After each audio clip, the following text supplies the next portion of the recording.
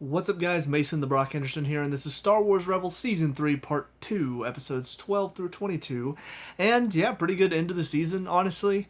A lot of very interesting moments, and they did start to take some more risks at the end of this season, which I do appreciate. So, first and foremost, going to talk about my two most favorite parts of this second half of the season. First of all, the stuff with Maul. Because I did appreciate what they were doing earlier on with Maul and Kanan, basically trying to pull Ezra to one side or the other of the Force. But we really do get to see what Maul is looking for more. I did forget to talk about this in the last review, but he was looking for Obi-Wan Kenobi, of course. And does end up finding him in the second half of the season. And honestly, very well done. Because it brings his story to a close. It brings his and Obi-Wan's rivalry to a close as well. Something that's been built up since the Phantom Menace, and yeah, I have to appreciate everything they did with it. He was a great character. The battle, I don't.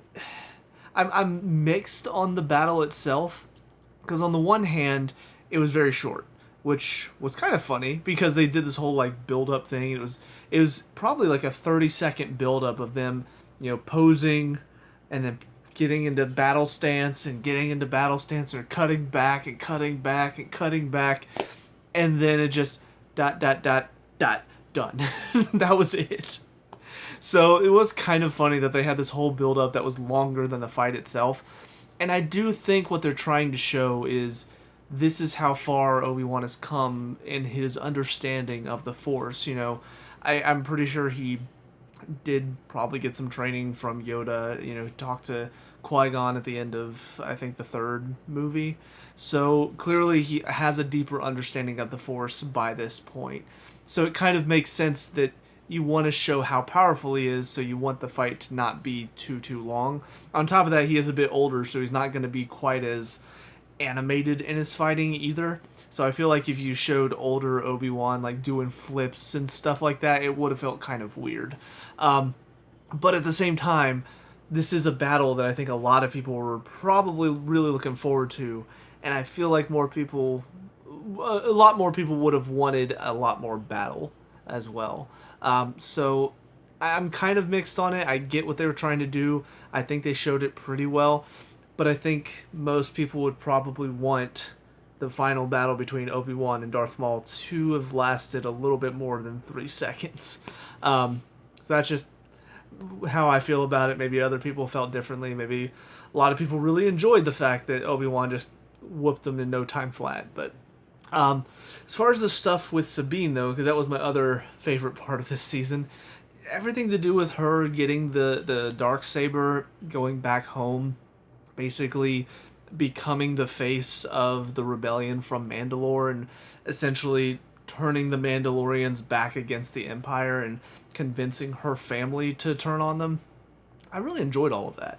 First of all, everything to do with her getting the dark saber was just a really powerful episode, because if you're like me, you probably know a little bit about disappointing family and family turning against you and stuff like that.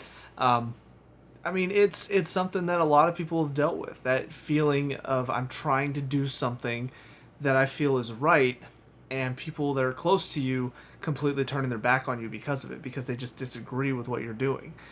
And it does kind of suck when it's somebody that's so close to you and they just say, no, I disagree, I can't support this. It's not a good feeling. So that episode where she's learning how to use the Darksaber, Kanan is really pushing her near the end and kind of throwing all of that disappointment in her face, throwing her family and how they feel about her in her face. The raw emotion that came out of her in those scenes was really well done, and especially from the aspect of this is more of a kids type of thing. It's something that not a lot of kids probably experience at such a young age. But I think maybe a bit older kids, maybe more teenagers, they will, some of them, understand what she's going through and that feeling of disappointing your family whenever you feel like what you're doing is right. I feel like some people will get it, but it really is something that I feel like more adults, young adults, middle-aged adults, that's something that I think a lot of them can relate to. So I really think they did a good job with that, and then having her decide to stay on Mandalore and help with the Mandalorians going up against the Empire it's a bold choice because she is a pretty important member of the team. So for her to basically be off the team so she can help her family, that's an interesting decision, and it's one that it seems like they're sticking with at the end of this season. You know, she came to help out as everybody's trying to get away from the attack at the base, but at the end of it, it sounds like she's going to go back home and she's going to help out. So um, I'm not sure because I think beginning of next season they will deal with whatever's going on Mandalore. So I'm not sure if she's going to stay still at Mandalore or if she's going to go back with the team after that. Um, but I'm looking forward to seeing what they've got for her next because her story really grabbed my interest the second half of the season. The stuff with Ezra and Kanan really feels like we hit a bit of a pause this second half. It didn't feel like we were really focusing on Ezra growing or Kanan teaching him as much. The big thing that happened between the two of them that I can remember at the moment is just, you know, Kanan going to get the help of Bendu at the end, and Bendu essentially kind of helping, but also he really did play both sides. You know, it was more so he was in the middle. He didn't want any part of this, so he attacked both to sort of get them all off planet and just say, "Get out of here! I'm done. I don't want any part of this." But yeah, that's kind of all that really happened in the second half of the season as far as the Jedi and the Force is concerned. The main thing was more focused on Maul trying to find Obi-Wan, and that was only, I think, 2 episodes, so I didn't really get as much focus. Thrawn, though, did get quite a bit of focus, and Callus as well. You know, I'm pretty sure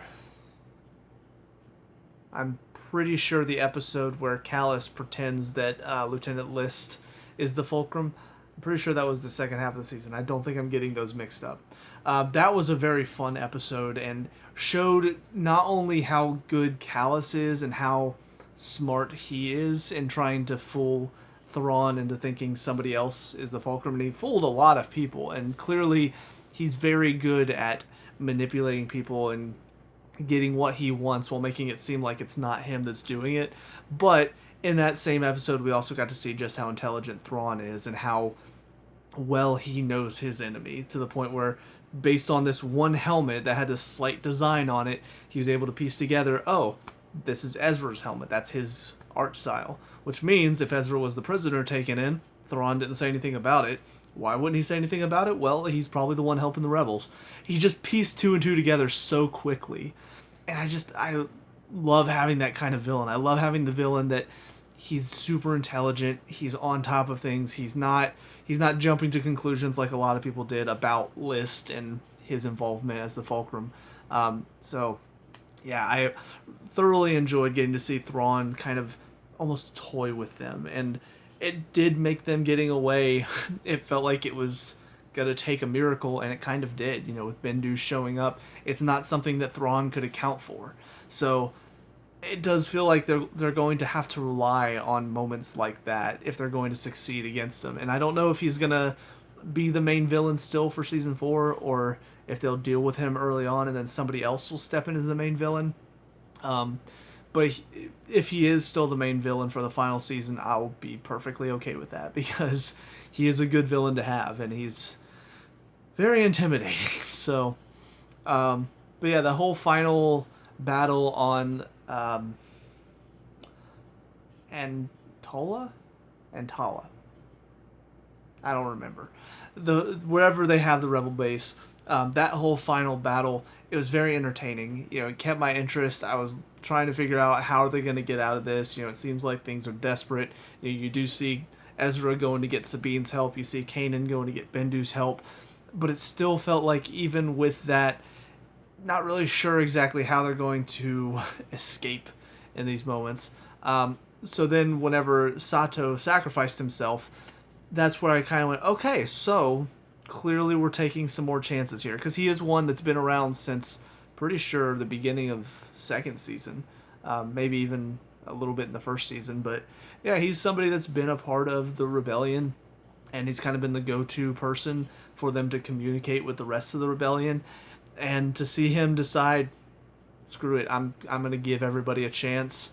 This is my last ditch effort. And honestly, even the guys that stuck around with him, he's like, we're not going anywhere. It was a nice moment, and again, something that I've been looking for out of this show. You know, with this whole idea of rebellion and trying to rise up against this tyrannical government, you know, that has so much power and so much strength. You're gonna lose some battles. You're gonna take a lot of losses, and it feels like we've not really experienced that loss more personally. You know, it's been a lot of, okay, this soldier died, and then we lost this fleet, and we lost this, you know, this ship.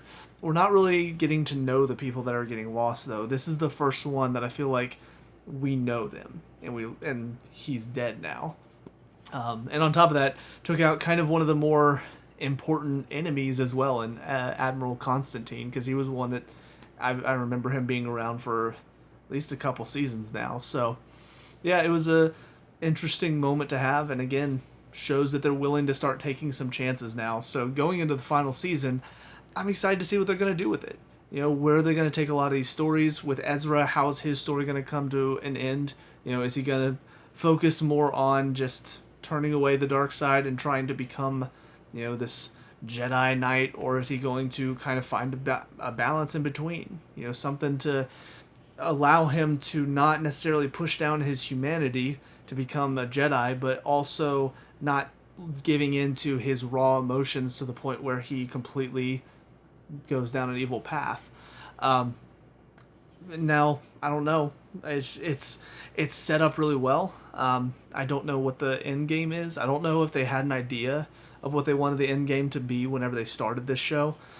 And I also don't know if season 4, if this was kind of like, all right, we're done, or if they had planned to maybe have some more, but because it got canceled early, they had to sort of wrap things up pretty quickly.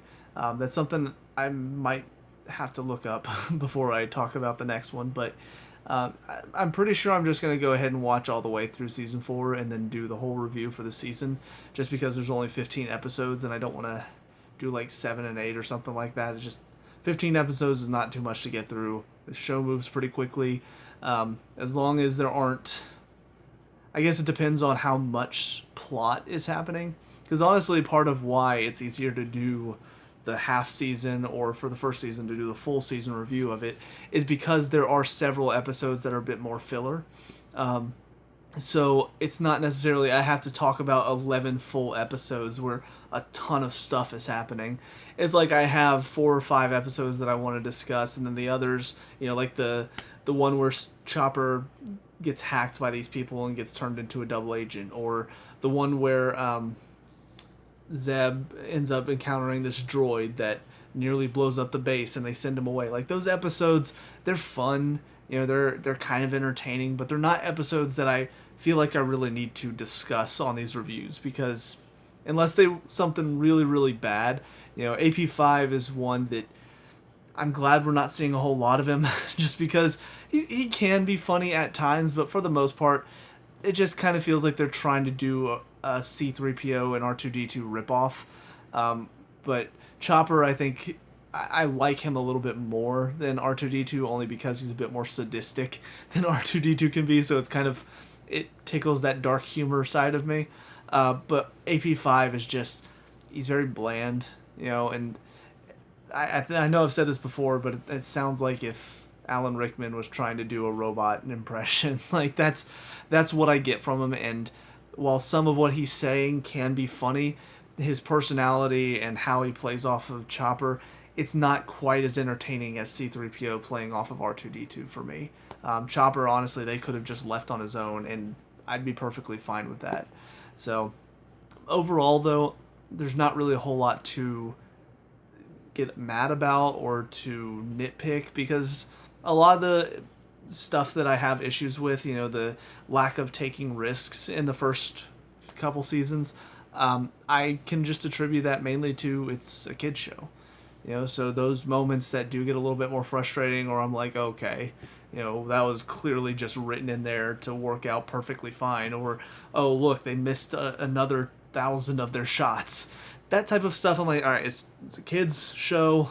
I don't need to look into that too much. Don't need to nitpick that much. So unless they do something absolutely insultingly bad, probably not going to talk about it.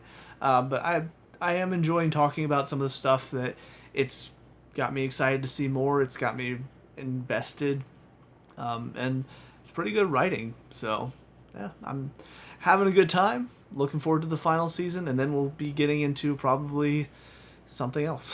So that's it for me. Let me know what you guys think down in the comment section below. What were your thoughts on the second half of Season 3? Let me know. We can talk about and discuss all that good stuff. Leave a like and subscribe for future Star Wars Rebels reviews, and I will see you guys at the final season. Peace out.